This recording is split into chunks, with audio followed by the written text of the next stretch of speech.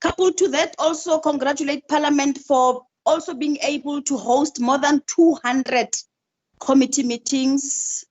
I know that there are also other side meetings, but so far in record, we have more than 200 committee meetings that have been recorded, that have been run successfully. The fourth quarter report will lay a foundation for us to know the future plans, the planning of Parliament as to how are we going to then moving forward, going to conduct Parliament activities, the budgets, alterations if there are any, and what type of support that they would need from the committee. So, Ma'am Jawa, I'm not sure if there is any member of the executive who is present in this meeting. If not, can we also get their apologies maybe before we start with the meeting and reasons for them not being able to be part of this meeting? Over to you, Co-Chairperson Mahlangu. She's also in this meeting. She's not well, but I also want to welcome you and thank you for agreeing that you will join the meeting even though you're not feeling well. So just hang in there. It's fine. Don't switch off. Please just be with us because we need at least 5 members to be in this meeting. We note that you're not well. We thank you for the sacrifice. Member Jawa? I'll be here. Okay, sure. Ma'am Jawa? Thank you very much, Chairperson. Thank you, honorable member. Thank you, Chairperson Mahlangu and Chairperson Mabe. The first thing is that the Executive Authority is very aware that they'll be engaging with the committee quite soon. And I do know that a letter is being written to yourselves to work around the logistics as well as the time for them engaging with the committee. So I wish to say that there is going to be a formal correspondence coming to the Executive Authority soon if Cindy hasn't received it. And that is their feedback from them. Indeed, they will be engaging with the committee co-chairpersons. Having said that, I do have managers who are on the platform, the normal ones. I've got my CFO also on here. I am going to ask the members that instead of us going line by line, slide by slide, I just give the gist of the performance. This is the performance of Parliament in the 4th quarter. So it finishes the year that has gone past in terms of the financial year. You will see that it goes up until the performance up to the 31st of March. This will then constitute a whole annual report for the past financial year. So I ask that the presentation be put on the screen so that we share the screen, and I will not necessarily go line by line on the presentation. Thank you, co-chairs. The first just explains that we had 15 of the 16 indicators on the 4th quarter targets, and then 13 of that 15 indicators, applicable indicators for the quarter of the targets for the quarter. That's what we're reporting on. When we look at general performance in this quarter, Parliament is sitting at 86.7. Remember, for us to have an annual report, we're going to take all the performance across the 4 quarters and provide that in an annual report. And then you will see the general performance of Parliament with regard to the APP that has just ended. Can I go to the next slide? This is not clear, Cindy. That slide shows the various charters that we service, or the charters that we present against, the service level charter, if I were to say. The only anomaly here, or what I can flag, is the red, which shows targets that were not met, and we did actually report on that in the past. And then, of course, strategic objective 1.3, it's about the fact that there were no programs of training that happened in the 4th quarter. So that is why we have that gray area, which shows that there wasn't any. So green will be the target met, and then red will be the target that's not met, and then the target that's not applicable for that quarter. Can we move on? This is a summary that I've spoken to. Fourth quarter, we're sitting at 86.7, and the breakdown is as outlined there on the slide. Can you move on? With respect to the budget, honorable members, we have, go back to pie chart. With respect to that pie chart, all we're giving to you, it's just an illustration of how the budget is allocated as per the programs. And I must say right up front that there isn't any anomalies in the finances, but obviously I will hear from the members if they want to ask any questions. Can we move on? That is the breakdown of the budget as appropriated according to the various programs. Initially, we had a discussion, a report where we're talking about associated services having overspent, but that area we have addressed because we've been able to move some unspent budget in some areas as for environment through the executive authority and got that settled. So our books will not necessarily show any over expenditure in that area because we've been able to settle it. Can we move on? This slide just provides members with the notes for the budget. And it is in these slides maybe where you would want to pick up a few things you would like to discuss. The only highlight I can talk about is that of the associated services, where we are sitting at an expenditure of 101%. But I'm saying that those are areas that we are addressing. And the associated services, we have said to yourselves that there was over expenditure regarding the permit, I think. But I'm sure CFO can clarify if I'm not accurately representing that over expenditure. It's minimal. And as I say, there is nothing untoward. Can we move on? Cindy, move the slide.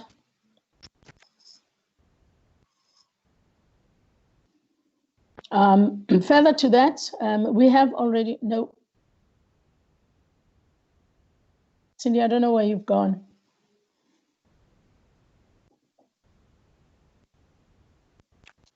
Should be one back. Cindy, I think you've got, can we go to the slide before this one? I think you've gone right to the top. Yes, oh yeah, that one. This is a capturing of the direct charges as explained to honorable members. And then there's next slide.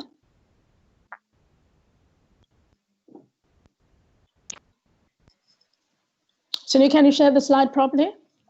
Yeah. Honorable members, this is a normal classification, economic classification that we share with yourselves. It shows the transfer payments. It shows the capital expenditure. It shows the members' costs towards members, compensation of members. And you see the bulk, there is compensation of employees. That is the salaries towards which, against which we pay our staff. Then we've got goods and services. This is just a breakdown, a pie chart that shows you the breakdown of the budget as we receive it. Nothing untoward, nothing new. And the following is the various categories of classification as appropriated. We show you the compensation of members. We show you the compensation of employees. Obviously, those areas are consumed as per the allocations. Goods and services and transfers. And there is nothing untoward except for, I think at the end we will talk about the amount of money that we still are expecting we should receive. I hope CFO can talk about that. Should receive with respect to payment of loss of office by members, an amount that we exceeded and we did not get all of that from Treasury. I don't think we have any hope of getting any of that difference. That's a direct charge, but we carry that as a debt in our books. Can we move on? Cindy? Can we move on?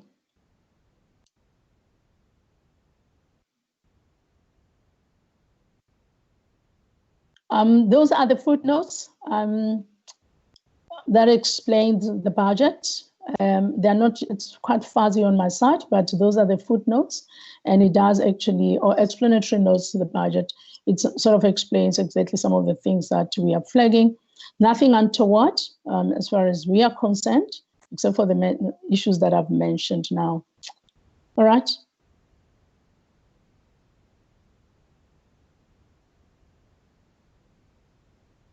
Can we move on, Cindy?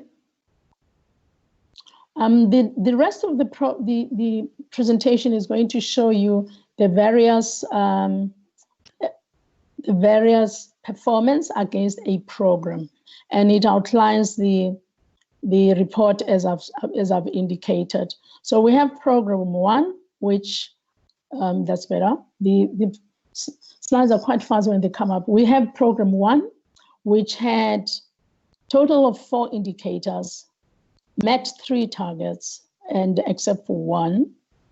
So, and we have explained it earlier on. Can we move on? Then there we actually explain what it is. It's the number of analytical reports by the PBO. I must say, honorable members, in the coming APP, we will not be reporting on the PBO, as I've said, primarily because the PBO will be reporting on their own work in light of the act that establishes them. They do not belong to administration of parliament anymore, except for the fact that we still have a transfer of budget to them.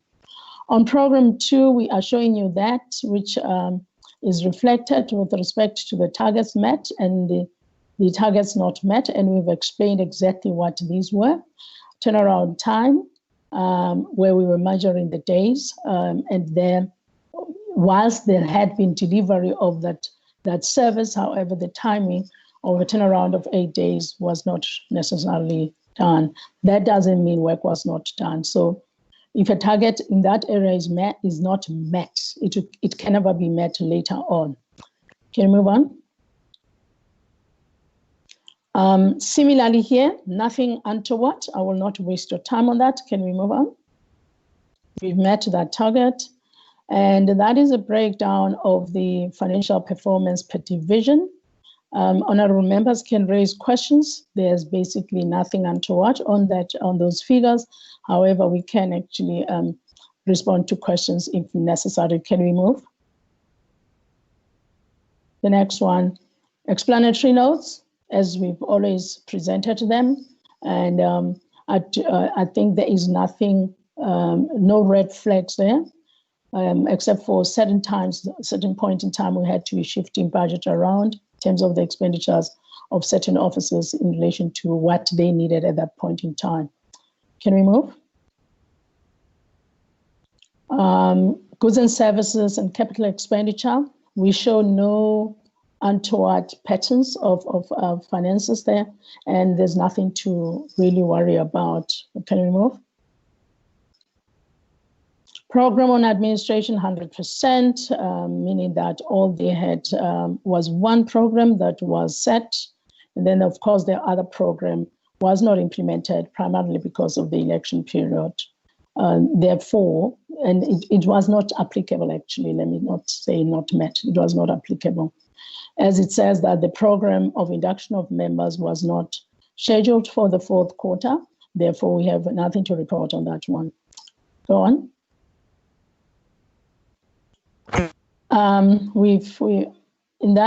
That's just a straightforward explanation. The target met on the 4th quarter, that one target was met as indicated in the APP. The following is also a breakdown of the financial performance of the divisions. Honorable members, I will move on quickly on that. You will ask us questions if there are certain figures that do not look correct, and as well as the notes thereof, you will ask us questions on what is not expressed correctly. We can go back to that. Can we move on? On program 3, in terms of core business, we provide you a report that shows all the targets, total of targets met, and that's sitting at 100%, nothing, and no target has not been met. In this area, we provide you with a service charter with the sub indicators, which measures the delivery levels of that core business. And that cuts across your reports on legal advice, research, policy advice, translations, and house papers, and that's how we measure that. Like I say, currently we're measuring the turnaround time. That's a matter that the committee would want maybe to discuss later on. Can we move on? Right? Sunny? Breakdown, we're giving you a breakdown here of how we've measured some of those strategic objectives and the indicators thereof, and we provide you the actual performance. Nothing untoward. Actually, some of those areas of performance have exceeded positively their performance targets. Can we go on? Under that program, we provide you with the financial performance per division. And maybe I should emphasize that the first column, as I think committee did ask that, can we should provide you the term expenditure versus the annual expenditure to date. And that's what we are providing you there, so that you can have a match of whether what was projected was spent. If it wasn't spent, what was the variance? And that table shows that. And then we obviously cross tabulate against the annual allocations of each of those programs. And at the end, we actually note if there are percentages that are exceeding the projections and percentages that are exceeding the expenditure. That's what the table explains. Let's move on. The footnotes, that's the budget notes, give an explanation of where the budget has gone as allocated, and if there are any under expenditure or over expenditures there. Can we move on? Even coming to program 4, which is largely, this is a program that contains a lot of annual targets. In this case, we are presenting again that at least the whole program has performed at 80%, and we will explain some of the unmet targets and as we go on with the presentation.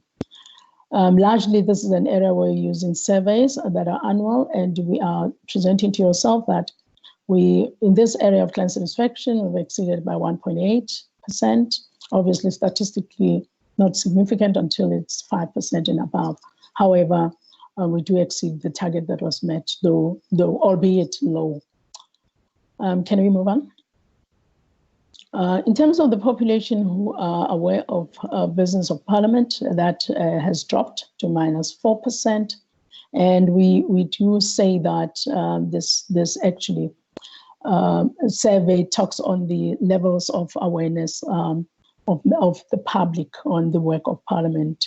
It's an area that we have changed the index, what they call the measurement index, and we can tell you that those who may know parliament a little are excluded. The index has got 5 levels. So we will ask, do you know about parliament? How much do you know well? Do you know very well? Or do you know fairly well? What we have decided, we have excluded a category that says you know little about it, primarily because research is meant for us to strategize. So if people say they know little about, or they had little about parliament, or they know little about the work of parliament, our work is to develop strategies that say, how do we then address those who say they know little, because we want them to know more. The disadvantage of including that figure into your average target is because you are overclaiming, because those who say they know little, they may not necessarily be interested in knowing. The idea is the research will tell you when people know little, and then you strategize and stratify your audience. So what am I saying? This output is the type of output that will assist us with defining our clients, defining our targets, and doing target population stratification, where we're able to target people who say we know little about the work of parliament, and therefore we then have a strategy to say, are those younger people, are those older people, are those people we can influence, are those people who are not able to access parliament, who are they and where are they? And that's exactly the value of such a research. It doesn't tell us what we know, it tells us what we don't know. Can we move on? So, Tini, go on.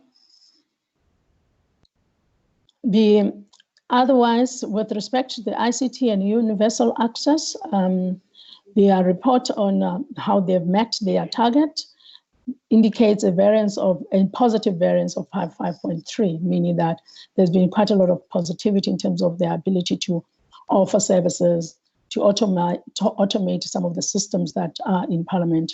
And I think members have acknowledged that The fact that we're able to have about 200 virtual meetings and the first hybrid sitting in Parliament shows the improvement that we are doing around ICTs and how they can enable the business of Parliament.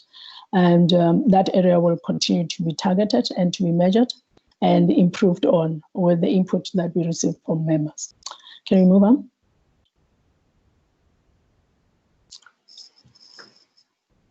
Can we move the slide, please? I won't say much on that because these are all high positive indicators, and they actually show that we have met the target and exceeded somewhere quite exceedingly, somewhere quite minimally. In that program, we'll give you a breakdown of the costs and the budget as per the offices or as per the sub-programs or divisions. I must say, honorable members, there is nothing untoward, and I'm sure the CFO can confirm. The only other expenditure that we're going to experience is that of vacancies and areas where we're not being able to spend, particularly with the filling of the positions, and we will see where the underspending is later on. Can we move on? Thanks, Edith. Move on the slide. Those are explanatory notes, nothing untoward, and I am not going to waste your time. Within that too, nothing untoward. Can we go on? Associated services. Honourable members, this is one area where we are not going to put in an APP target because it's really a shall I say, it's a transactional process, money in, money out. So we just feel that it's an area that we may not want to project it like this into the future. It will sit, I'm not saying we're going to lose it. It will sit in the level of the operational plan for that area because it's equally important for us to meet certain targets when paying out members' claims. So all I'm saying is it will not be elevated into the next APP in the following year, as in like this year, next year, 2021, going forward. Shall we go on? That's a breakdown of members' facility transferred to political parties. And then, of course, we provide you with the economic classification, goods and services. These are members' entitlements. And we've got a CAPEX and transfer payments as articulated on that slide. Can we move on? Those are the budget footnotes, just explanatory notes that provide members with more information on what the figures mean. I cannot think of anything that is jarringly concerning except for what we have been telling you about the inefficiencies or the inability of National Treasury to provide us 100% of the amount of money that we spend on loss of gratuity payments, which we had not planned for. Can we move on? I think we're towards the end. Then we have obviously the notes, direct charges, compensation of members. That's the spending that we're showing you. And of course, loss of office gratuity, I've spoken about it. There's basically an over expenditure, like we said, of 31 million. And we are seeing that it will be indicated in our financials, but CFO can brief members on what we're trying to do to address those matters. Shall we move on? Thank you. I think that was the last slide, Chairperson. Honorable Chair and honorable members, thank you indeed for listening.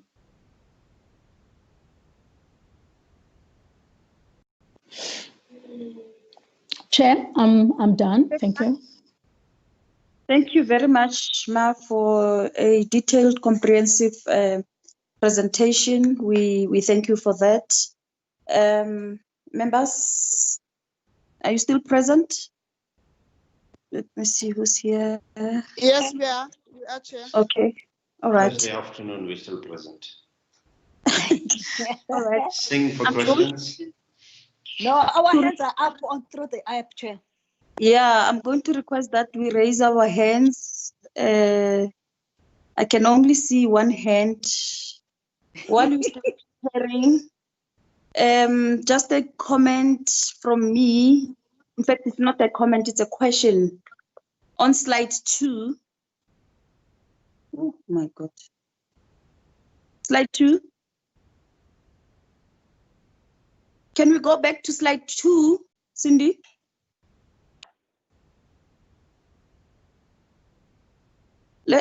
Yeah, the section on slide 2 on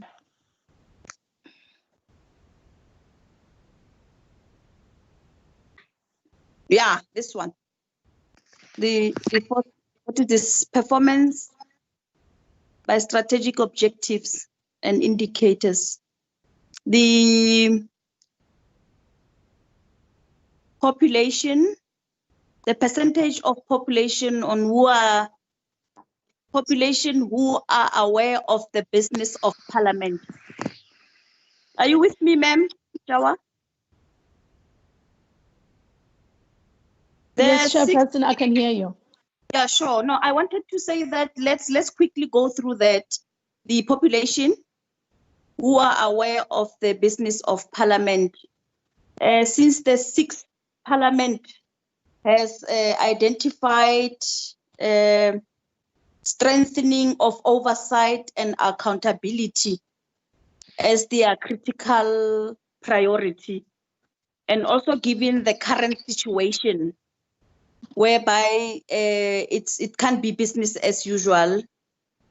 People have to provide or use other means of relating to parliament. Let me just be specific to parliament. We need to improve on that. If we have not met that target when things were normal, under these circumstances, how are we going to meet that target? Because we have our channel being televised on channel 408. If you are not connected to DSTV, is that how they call it? DSTV. Yes. There is no way that you'll be able to access full parliament activities. The only time when our people are being given a chance to view what has happened in parliament, it is through a program called View from the House, which normally comes immediately after Morning Live. And when you listen to that channel, it runs for 30 minutes, and it will not give you the detailed content of what really transpired in parliament. So I'm saying that our people, majority of our people are still not connected with parliament. They don't know what is happening in parliament. So what are the possibilities of us improving, specifically on this one, making sure that during these difficult times, our people are not subjected to spending data or paying private institutions for them to get access to the parliament of the people. I'm going to pause there and recognize members who have raised their hands. Still Mainali Soma. I don't see any other. Let me check. Yeah, it's still Mainali Soma. Cindy, can you also help me? Honorable Julius, I can't see where I must raise my hand. Chair. Okay, Julius. I'm Just go noting to Mainali Soma. Okay. I'm going to Mainali Soma and followed by Honorable Julius. Sing as Maina? well. Thank you, Sing. Honorable Chair, afternoon co-chairs, and speedy recovery, Honorable Masang. Having said that, Chair, probably one must start by appreciating the high-level presentation that you have been walked through by the acting secretary. Safe to say, probably let me start by the point that you have raised, Chair, to say, I will term it differently, to say citizenry education. Probably there's more that we need to do on that.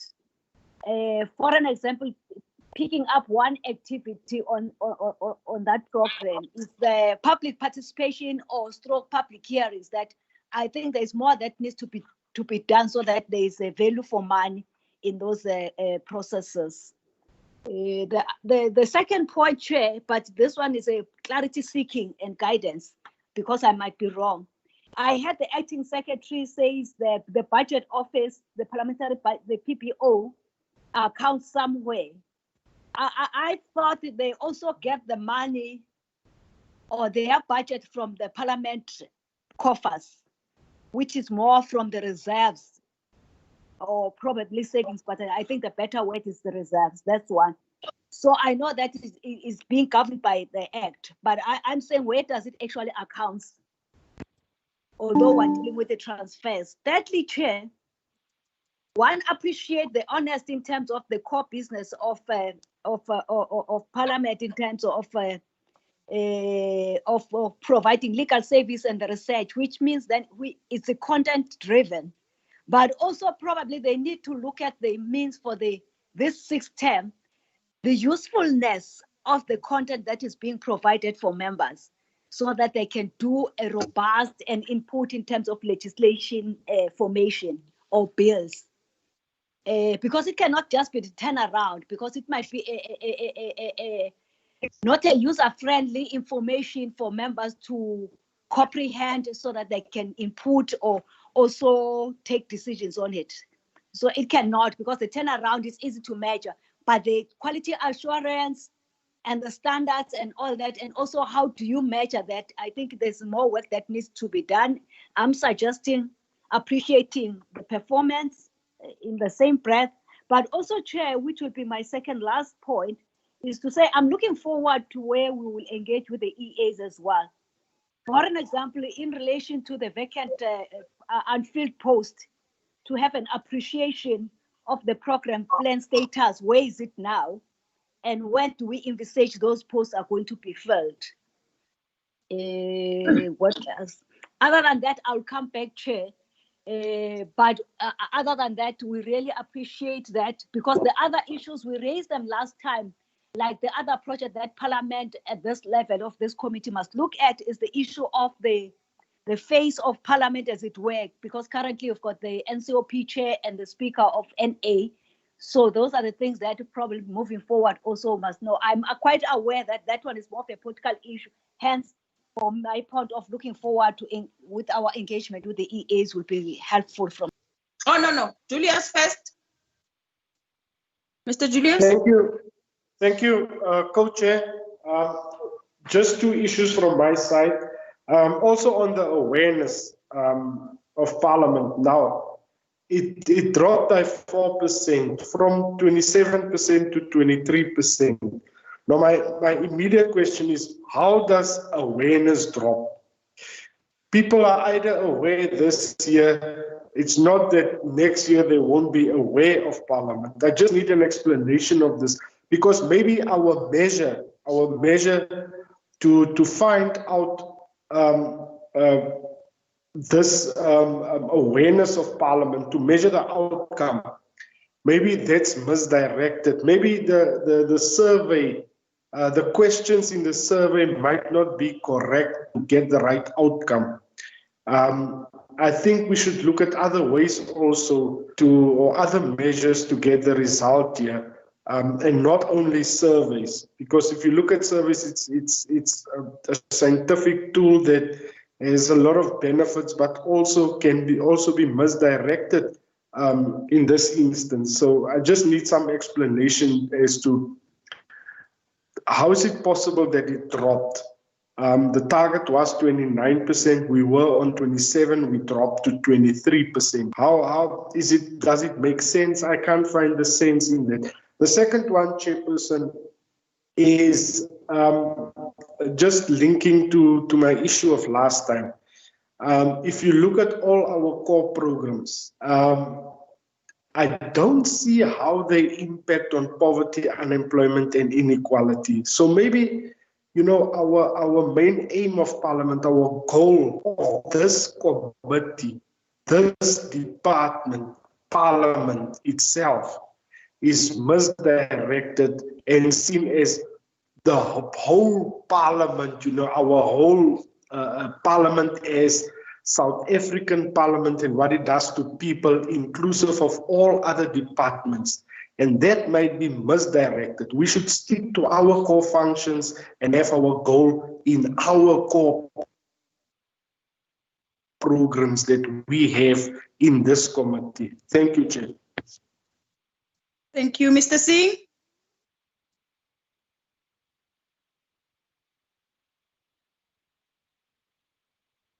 Mr. Singh? Sorry, ma'am. I'm very sorry. I think just like Honorable Julius, our taskbar doesn't have the raise your hand. It was there yesterday, but it's not there today. But in any case, thank you very much, and thank you for the presentation.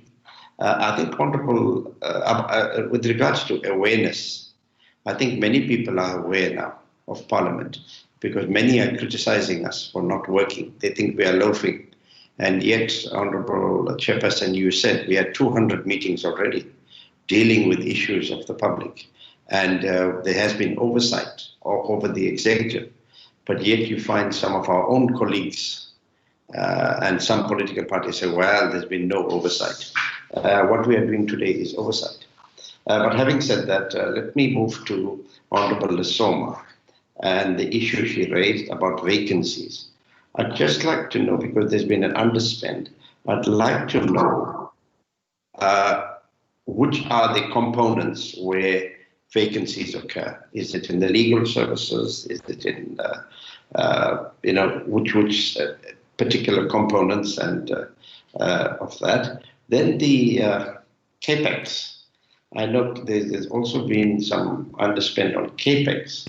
I'd like to see when we get back to Parliament, I don't know when that is, that the work in the National Assembly, in the old Assembly area has been completed. I know it's a public works project, but maybe they can give us a briefing on that. The Honourable, the ASTP didn't sound very confident when she spoke about the engagement with Treasury on the 66.7 million. Perhaps she can expand.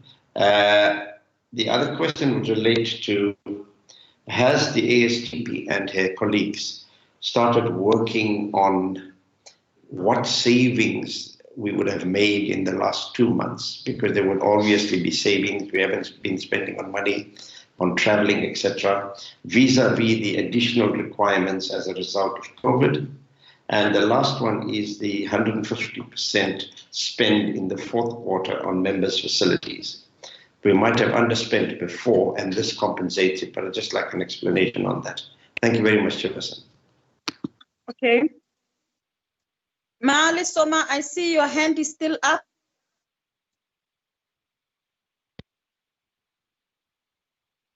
Member Lisoma? Yes, Chair, my apology. I just omitted one point. Thank you for the opportunity once more. We are very kind.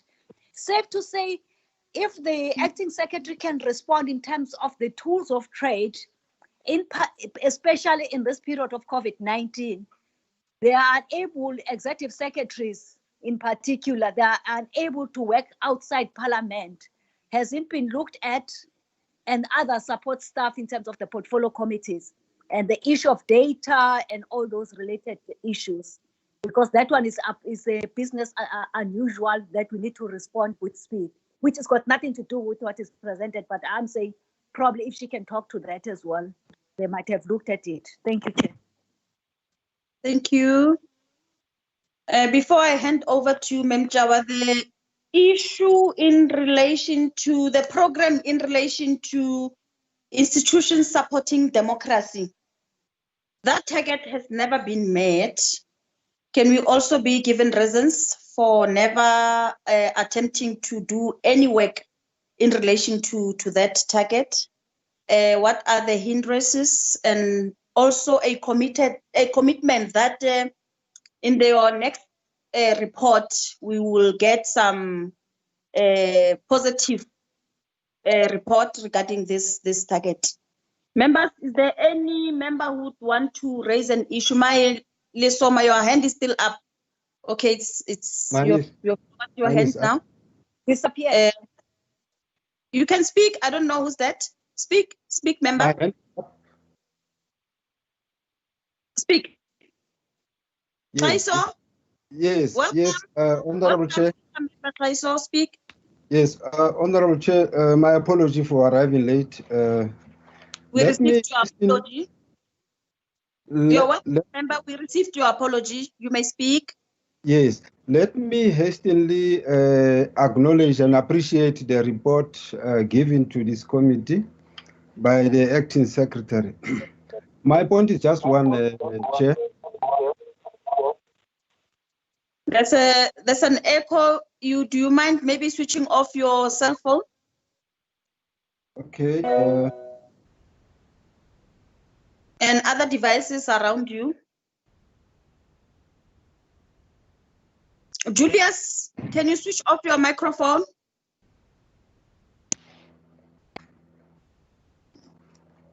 I'm sure that you can do, Julius. Is My it mic not, was off the whole time, Chair. Switch it off now.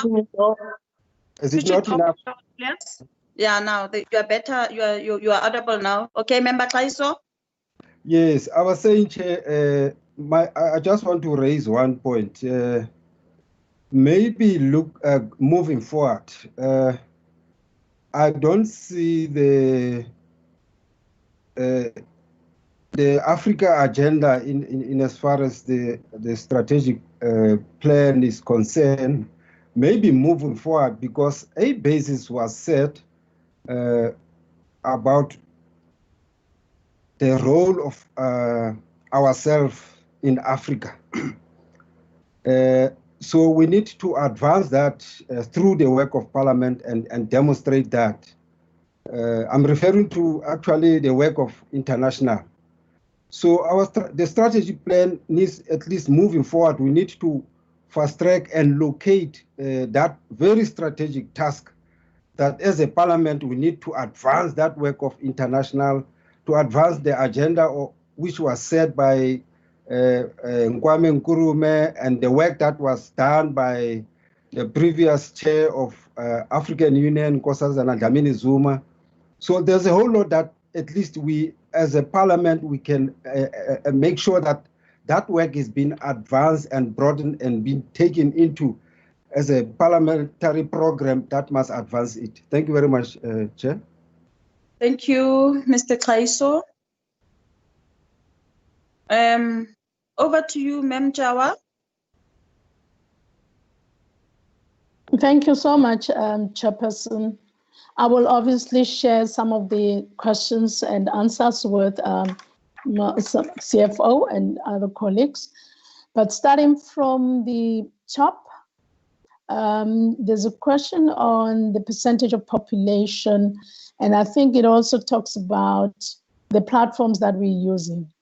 I can safely say we are aware of the impact that COVID has got on the people of the country, and that our methodologies might not necessarily reach everybody. And hence, when I was saying the benefit of surveys is it assists to strategize. So currently what parliamentary communication services are doing is developing a strategy. And in part of that strategy is we're going to link up with about 250 community radio stations.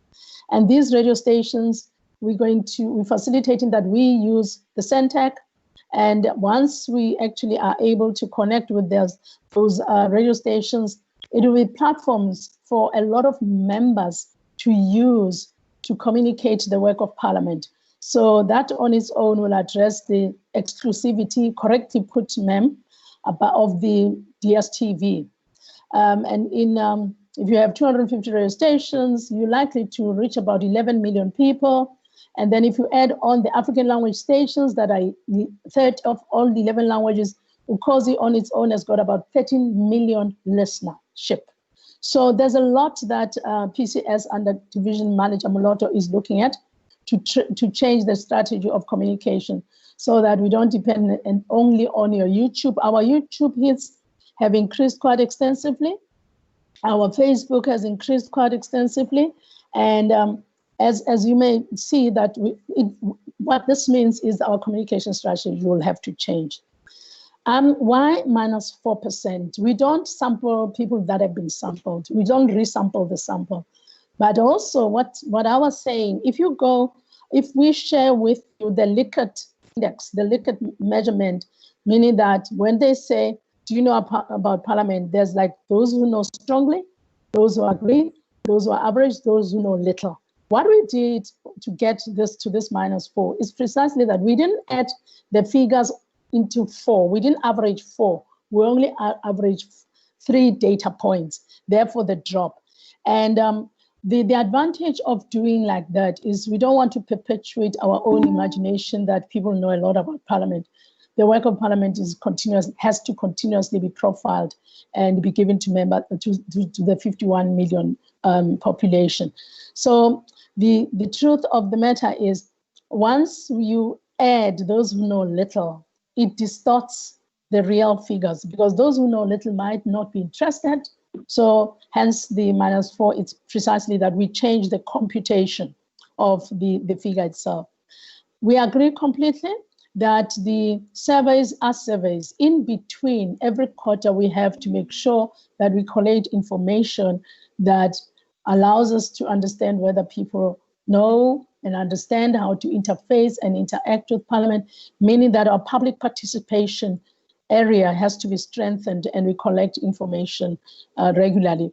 That we were going to improve on once we refine the techniques of collating data and the techniques of getting inputs from even the members themselves, assessing how people feel about the work they are doing. So it's something that will come into our next APP when we refine it, and we agree as managers on what measurements do we put there and what targets do we put there.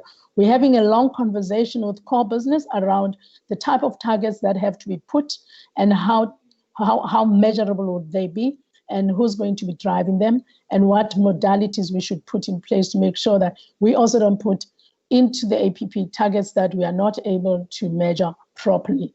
So that's the one.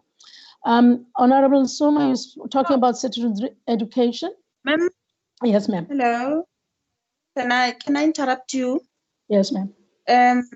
I think this question, it came out quite strongly. All members, before they could move to their second questions, they had a bite on this one. So I want us to single it out so that we all move in one understanding of what is going to happen going forward, and also check if members are satisfied with the response that we have just given to them. My only concern is that you speak about other 11 radio stations, but you're not talking about our public broadcaster. How do we then take this to, in a simple language, SABC 1, 2, and 3? I think that's the only broadcast that our people can access, of course, at a minimum fee of an annual fee that they pay as their TV licenses. And I can tell you, out of 58 million households, I mean, the population of 58 million, each and every household, at least they are able to access SABC 1, 2, and 3. That's where we want Parliament to be. It should not be in any channel where they are subjected to pay monthly subscription fees. We want you to expedite that. We want it as in yesterday that this should happen. Can we get what other members are saying only on this issue so that we are able to move forward? You can speak, members. Tlaiso? Yes, Tlaiso? Sing as Sing. well. Tlaiso, Sing. You can No, speak on Chair, this matter. Clear? Yes, the population that our population is such that it is of that of a working class, and if you recall that, we actually referring to people who are who do not have sufficient resources, who can be exposed to advanced information such as the one that is being dealt with at the parliamentary level. And therefore, when it comes to information, it is something that we have to handle it very diligently, such that each and every citizen is able to access the information and very cheap. So I want to readily agree with what you propose in Chair, that the Parliament has to move with speed to advance what we are putting forward now for the acting secretary to put in future. Thank you very much. Chairperson, I agree with you. Mr. Singh? I agree with you on the fact that we can do much more with the public broadcaster in terms of accessibility, but I'm also a bit concerned about the print media because we're only focusing on electronic media. What about print media, community newspapers, etc., etc.? Because some people still read newspapers in the areas that they live in. Thank you. Chairperson, was I coming? Your hand is still. Yes, come in. Okay, thank you so much. Oh, no, before you respond, madam. Yes, ma'am. I see Member Kaiso's hand is still up. No, it's not up. It's not up. Okay. Julius, are you covered on this matter? Okay. You may come in, madam. Thank you so much. Thank you so much for the refinement of even more questions around this matter. As I indicated, Chairperson, there's unfortunately, if one were to just dig into how in the past we would do communication, if, for instance, and which we should do, the Parliament Communication Service will develop this communication strategy. I have insisted on many occasions, and we will do it, that we also have to do segmentation. When you do segmentation, you are able to say what population and who is listening to what and who's consuming what. So you can even have people who are consuming community media, such as the knock and drops segment, those who are consuming community radio station media, and also who are on private your commercial radio stations. I agree completely. What needs to happen, which we have to do, is having an agreement with the SABC on scheduled programs that chairpersons of committees will use, instead of just releasing the print, the releases that each chairperson provides after every meeting. Those can be highlights that come from the committees. I'm just discussing detail here. However, I am saying that detail will have to be dealt with in a home stretch with the Parliamentary Communication Services, and in agreement, look at the various platforms, your knock and drops, look at even the location, where's your knock and drop concentrated on, and look at the various African language stations. And I think the other one would be is it the DTT, the terrestrial stream of the SABC. Long and short, honorable members, under Division Manager Molota, his strategy will look at exactly how we expand the access of the population to the information of Parliament, not excluding, including and over and above the DSTV channel. I do also know that there's a whole project that our division manager, working with other partners, are trying to really, in the next 3 years, if one were to say, have a parliamentary broadcast studio that will also catalyze. But for now, what is realistic is we will use the platforms of your community radio stations. Like I say, that one is set, it's done. We've agreed with Centec. We are going to provide a satellite to the community radio stations, and therefore we need to pump a lot of information on that, given the fact that public participation is going to be impacted quite adversely by COVID-19. So what am I saying? Our communication strategy, when evolved for the next term, must look at various platforms that will reach the maximum population of South Africa. The 51 million people must. And in that, we must actually provide segmentation, which we will share with the committee when we come back. I think I've really covered that area, Honorable Chair. Is it okay to move on to the next? Move on, madam. I think we've exhausted that. So, Honorable Suma, you raised quite an important thing too. I'll start off with the easiest one. Indeed, the PBO reports to in terms of the amended act, they report to the Joint Standing Committee on Finance, the 4 chairpersons, which are an advisory council for them.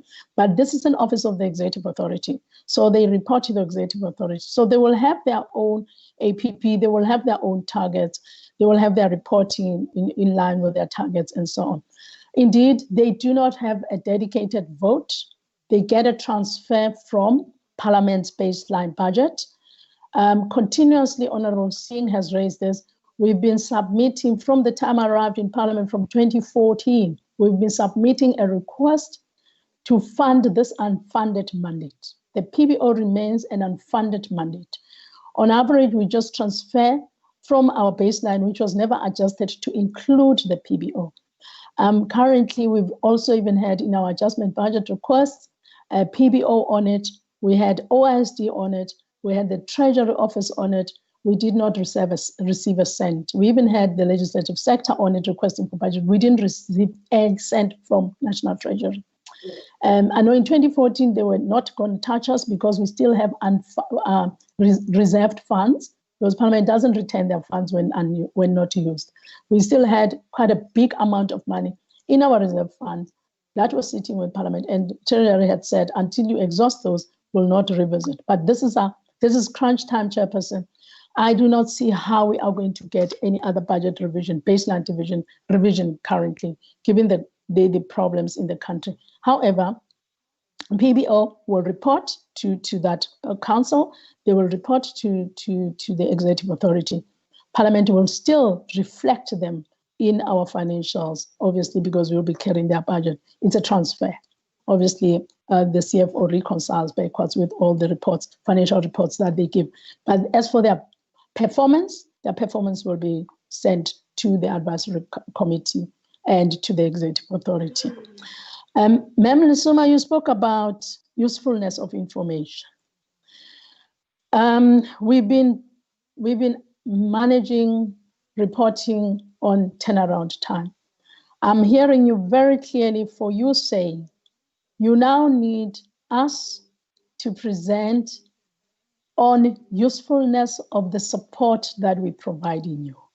And if you're saying so, you are then saying, when we come back, we need to show you how we're going to measure that usefulness, a thing that we haven't done. And this is the only trajectory. This is the only way we can move up so that members give us feedback on how they feel about the support that they are receiving from us as the administration of Parliament. Because that usefulness will enable members to really effectively do their work. Yes, Honorable Lisuma, currently we are not having it. We want to have it. And it is reflected in our APP going forward. The area of research committees, procedural colleagues in the core business, which we refer to here, has to work on the modalities of how we then test, how do we measure the usefulness thereof, and how do we receive feedback from yourselves, who are the users of this information? Because if indeed we provide you information, but it's not useful to you, it means we're disempowering you to exercise effective oversight. And that's my understanding of what you say. Then you also are talking about quality assurance. Yes, correct. Our division on SMG and PM and strategy management and governance are the ones who are going to have to do almost, if you're talking quality assurance, we are then saying we should have some indices of this is what it means to produce a quality product, and that should be measured. And that's my understanding of what you are saying we should move to as administration of Parliament. And I'll be corrected if I'm misunderstanding you. Currently, we are not doing it, and we want to move to that direction.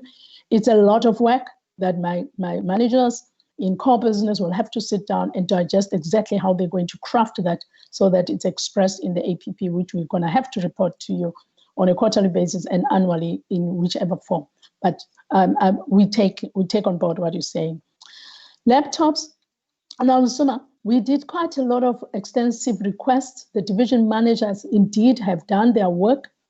Once COVID hit, we asked all the division managers to ask all the people who have to work and support committees to make sure that their airtime, their bundles actually augmented, increased, because we know that they have to do the work at home and away from the office. We are now in the process of purchasing some laptops, which we think are needed. In fact, if I were to say, Honorable Suma, if you think of our, can I even say our chef? If we are to have a chef, ordering, they will need to do a whole range of ordering and everything else of the precinct, and maybe deliver food differently. So there's a lot that COVID-19 has actually put on us and imposed on us. And I think we do, as administration, have to be agile and make sure that we really get out of our comfort zones and do the best we can in the worst of situations. And I'm telling you that, at least with, I'm informing you, Chairperson and honorable members, that I know that Ms. Beck has been able to address even Dr. Gabriel and all the other, even HR, can I just say all the division managers, they've addressed the needs of the staff, and in a lot of effort, put some systems around them to support them to do their work. We might be limping here and there, but we definitely are. And where there are challenges, colleagues are asked to talk to their division managers to highlight what is constraining for them not to deliver on their work. I think in terms of awareness, Honorable Julius, I have addressed that in addressing the -4%. Honorable Julius, even the last time you were talking to us, you spoke to us about the impact that Parliament must have on the reduction of poverty. And I do not know if I think members remember, we shared something we called a strategy map. And in it, right at the top, we had what we thought would be the targets or indicators for Parliament. If the NDP says there's need for reduction of poverty, there's need for increase of employment, there's need for reduction of inequality, we said the way in which we're looking at that as administration, it is actually Parliament members who have to set their targets to see if when they exercise oversight and intervene in how the budget is allocated and move budget from one department to the other because they don't meet delivery, you will then be driven by a key impact, a target that says the impact of the work of Parliament must be seen in the lives of the people changing. They can be seen by the reduction of the Gini coefficient towards 0, meaning that inequality reduces, can be seen by reduction of income poverty. So I said when we were presenting last time that we will use that as aid to provide the baselines. However, those baselines cannot be dictated by us as an administration. They must be agreed to by the members. So it is work that we will share with honorable members. And if it's agreed to, it is up to the honorable members to say how they're going to measure Parliament. Would you want a tool like the Afrobarometer that assesses parliaments in the world, in the region and in the continent? It's an area of interest indeed, Honorable Julius, but it's an area that has to be driven by members, not administration, on the basis of information that we can share with yourselves. I will move on and ask CFO to deal with issues of budget, CFO, on the CAPEX, on the 66.7 million, on the savings in light of COVID, on the 150% of members facilities usage. So CFO can deal with those points, and then I'll come back to the OISD because I think I can explain that clearly, much clearer now. I'll ask CFO. Thanks, Acting Secretary. Good afternoon, honorable members. I think the first question I'll deal with is the overspending of 50% on members' entitlements for the fourth quarter.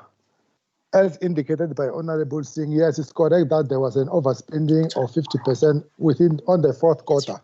But that overspending was offset by the underspending in the previous quarters. If you can check on the same line for the annual budget was 270.476 million, and the spending is 270.960 million, which resulted in an overspending of only 214,000. One issue was the issue of the direct charges and engagement with National Treasurer. It is correct that for the 2019-20 financial year, Parliament overspent by 21.4 million on direct charges, mainly on the payment of loss of office and exit gratuity to members who didn't return after the 2019 general elections. We have written a letter to National Treasurer for them to refund us the money. There won't be any problem because in terms of the Act, Section 23, if we overspend on direct charges, they have to refund us.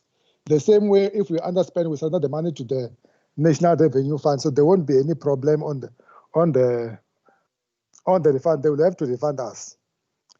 There was the question of the underspending on capital expenditure. Yes, it's correct, but I think the problem could be the timing differences. This report is on cash basis. Maybe the problem because these reports we normally submit to National Treasury, which is still on the cash basis, but Parliament's finances are done on the accrual basis. The 3.9, which you see there on capital expenditure, is not in fact underspending.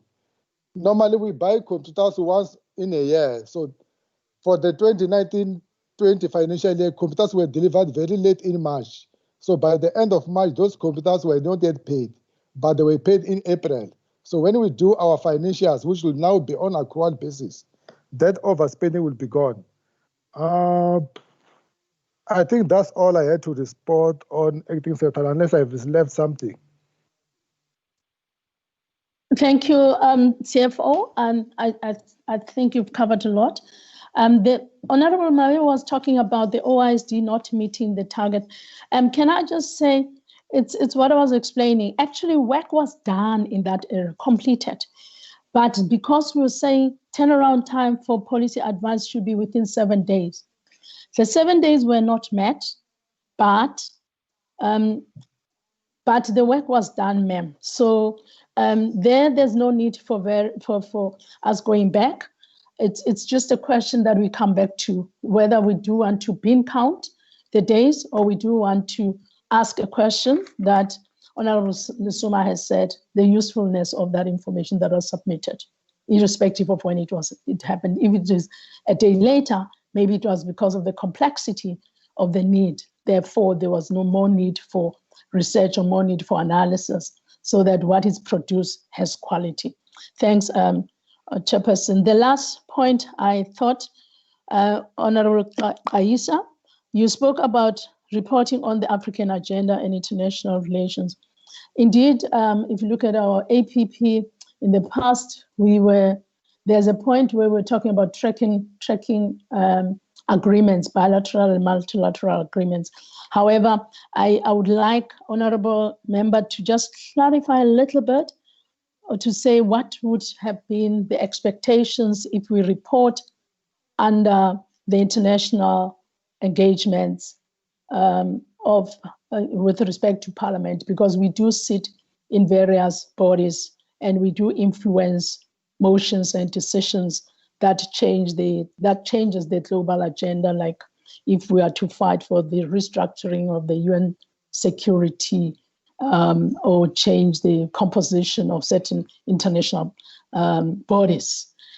Maybe it would be good that we hear through you, Chair, what is it that members would possibly love to talk to see, or alternatively, before we do that, I could ask a question as to what exactly was Honorable Kaisa asking we should do, so that I can answer correctly, then mumble around. Thank you, Chairperson.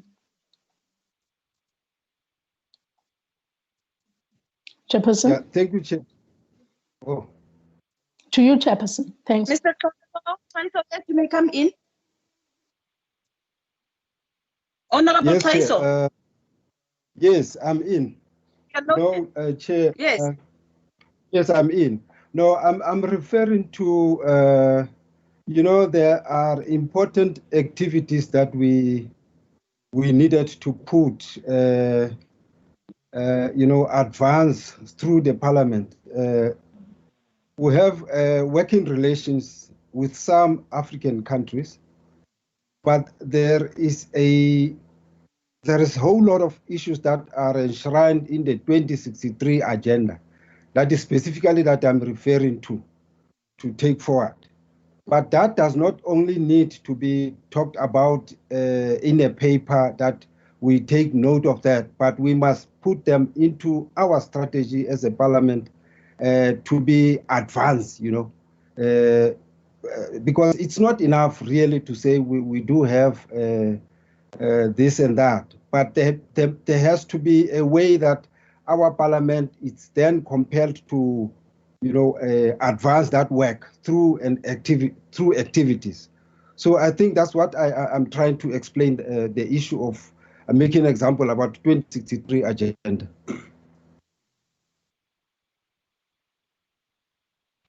Okay, I understand you, Honorable. I'm going to ask one of my division managers, Mr. Tumsani. I think Mr. Sitole, I think he is on here.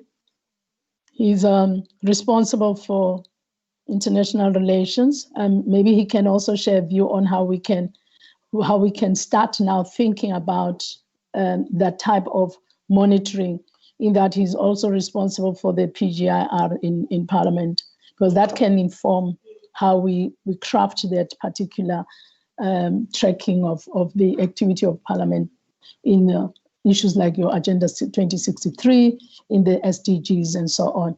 Mr. Stoller, do you want to come in? Chair, through you. Yes, ma'am. No, I see my manager is not there. He's not responding. So I will proceed by saying we take on board what the member is saying. What you're saying, that if we align our strategy with the Agenda 2063, which is what we say, NDP, which is what we say, SDGs, we must then find a way in which we articulate it in terms of the role of Parliament in how you deliver on those international agreements and international agendas that address poverty, that address peace or stability in the continent and abroad, and all the platforms that we work on. And that's my understanding, Honourable Member. We'll take that on and see how we craft it with the colleagues that are working on in that area. Thank you so much, Chair. We finished with all the questions that were raised, Chairperson. Thanks also, Co-Chair. Over to you, Chairperson. I've finished with the matters that were raised. Thank you. Thank you very much, Ms. Jawa.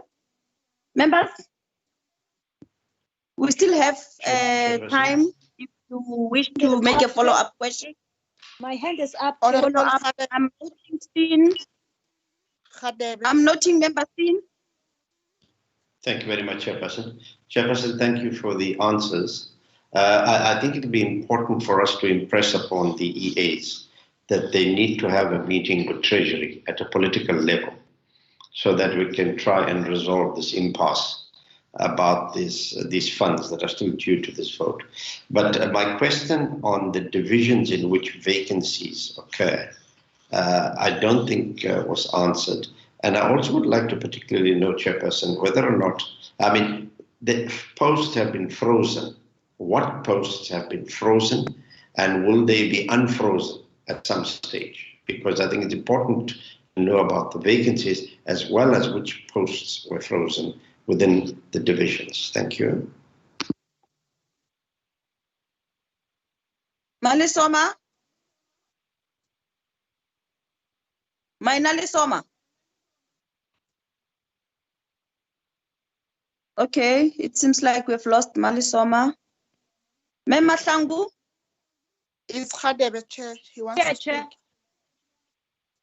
speak. Chairperson. Okay, Malisoma. Mina, speak. Oh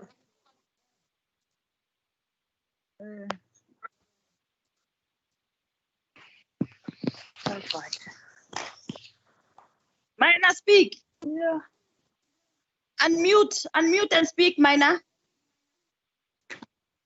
Thank you, Chair. No, thank you. It's just that I had a connectivity challenge. Quickly, Chair, probably just to pick up from No, thanks so much, Chair, for the opportunity once more. Probably let me pick up from the point your introductory remarks in terms of appreciating the work that we have done around the visual meetings. To say, let's thank also the acting secretary and her team on that space, because they played a crucial role to make sure that everything runs smoothly. Notwithstanding that, there are still areas of improvement. Safe to say, I might have omitted that, but I think moving forward also, her office must look at the relationship of the PCOs and Parliament in terms of taking Parliament to the people, in terms of public participation, as may you call it that way, Chair. I just wanted to raise that point. Thank you so very much, Chair. You have been very good. Thank you. Thank you. Who wants to speak? Anyone? Members?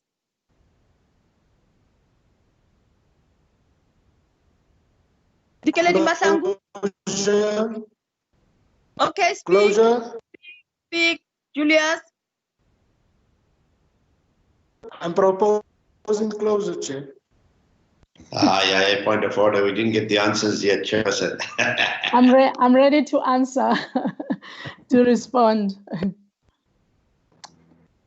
Chairperson, first I want to say thank you so much, honorable members, for the positive messages and the genuine criticisms that you post that are meant to build us. It's quite affirming, and nobody would have thought in this environment Parliament could pull together what it did. And also the two houses, Advocate Pindela and Mr. Kaso, for working very hard, pulling together their houses. Our work in Parliament is really meant to make sure that Parliament looks good. We are not the face of Parliament. You are the face of Parliament. And in whichever way, we put a lot of effort in ensuring that you succeed. And we really appreciate it when there's a lot of feedback that is positive that we pass on to staff, because there's a lot of anxiety, a lot of fear. Yeah, so that even when we amongst ourselves as staff have sharp conversations, we should know that we're doing that to refine the way in which we support you. I honestly wish to express my personal gratitude to your support and generally to the feedback that we've been receiving throughout this time that is aimed at encouraging us and nothing more. On the issue of the EA meeting with National Treasury, I agree with Honorable Singh. I think it's just that there was a meeting that was going to be held before COVID with Minister Mtito-Mboweni, because the last time he came was really on a touch base before he went into the House for a budget speech, and in that he did commit to having a meeting. We as officials continue to have meetings and negotiate in the best manner possible. I must say that our relationship with the Treasury is really a good relationship with our colleagues, our equals, and they do motivate the best manner possible for us. But I think it's got to do with where the country is. We at a low ebb. We are at the lowest of anything else. So their discussion when it happens, which will happen, will be to look at forward-looking, to say how else can we improve. Even us within ourselves, members, I think the very budget we have, we really can try and reorganize certain ways of using budget effectively. And the opportunity is now. I know there's a question that was raised. Are we looking at the savings given the fact that there's COVID? Yes, we are. Are we looking at what we're going to do with those savings? First and foremost, we have to up our precinct because COVID is going to be with us forever. What members experienced yesterday of the screening, of having the doctor there, of having our wellness people issuing health questionnaires, tracking, taking people who have symptoms to nearby hospitals, Chris Barnard and Cape Town MediHealth, that capacity needs to be funded. The area of ICT improvement needs to be funded. So we are going to be looking at the savings up to date and budget that will not be used, and reorganize it so that it focuses on CAPEX. CAPEX ICT did not have enough CAPEX at all, and they have been asking for CAPEX for quite a long time to try and improve our whole connectivity and our whole ICT infrastructure. And this is the time that we should do that, and we will definitely do that. We will be getting guidance from the Executive Authority to present the unspent and make proposals on where this can be invested to improve and have a better functioning parliament beyond what we have tried to do. And then on the vacancies, Honorable Singh, yes, we will provide you. It wasn't in this report. We will provide the committee with the vacancies. We'll also provide you with the status of recruitment. As I said, that the position of the secretary is also the work of the Executive Authority, but we facilitate the process. Even that process was facilitated. It's at a point where, as a result of COVID, sort of things just got stuck there, and we have to revisit it. There are positions that are vacant. We don't have our chief audit executive resigned. We have a chief audit executive acting. So internal, I'm talking about the internal audit. So we have positions CFO we have not completed. We've got an acting one. So there's a number of senior positions that we do need to fill that are very important for us for compliance and for us to go on. We have filled the CIO position. However, we will bring you the status of HR report. Mr. Mukonyano will provide you with that, and also the critical positions that we were in the middle of completing. We are trying now to work around virtual meetings, virtual interviews, because we thought by now we would have, there are certain interviews that we postponed. We thought by now we would have been able to do so, but we can't. We don't know. We have to find a way of completing those that were already out, but we'll provide you the report, honorable members, and we appreciate indeed your guidance as always, your questions, and we just can do better. And Chairperson, thank you very much. I'm finished from my side with my colleagues. Thanks, over to you. Thank you very much, Acting Secretary. As members of Parliament, members of this committee, we want Parliament to reflect high quality of standards. We want to urge you again that you uphold the strengthening of oversight and accountability and accessibility. I think that was the core, that was in the main, what was reported in the fourth quarterly report. We will now go back, draft reports and go in Parliament. I think we'll still use the same method of debating further to what you have presented to us. Of course, in our different caucuses, this might be accepted in different spirits. Others would agree that you're on the right track. Others would definitely have different views. But we want to thank you for your commitment and the overall support that you have continued to give in various committees in making sure that there is life in Parliament. The executive is being held accountable. To the members of the Portfolio Committee, thank you very much for your patience and your cooperation. In this committee, it has never been about politics. We always come in one spirit and able to hold the executive accountable. I want to thank you very much for your cooperation. To my co-chair, Speedy Recovery, thank you very much for your commitment as well. I understand that you are not well, but you stayed with us throughout the meeting. Thank you very much.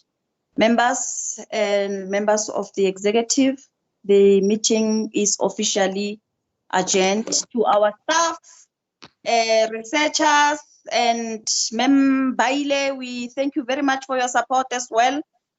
And the content advisor, you always come through for us. We missed our meeting where you normally give us briefing notes. Maybe in the next meeting, Mr. Singh, we should find a way of trying to organize ourselves better. But without that meeting as well, I think we did well. So thank you very much. Thank you very much, Chair. Thank you, Very Chair. well. Thank you so very much, Nat. Thank you, Okay, Chair. we may exit now. Thank you. The meeting is closed. Thank you. Thank you. Chair. Thank you.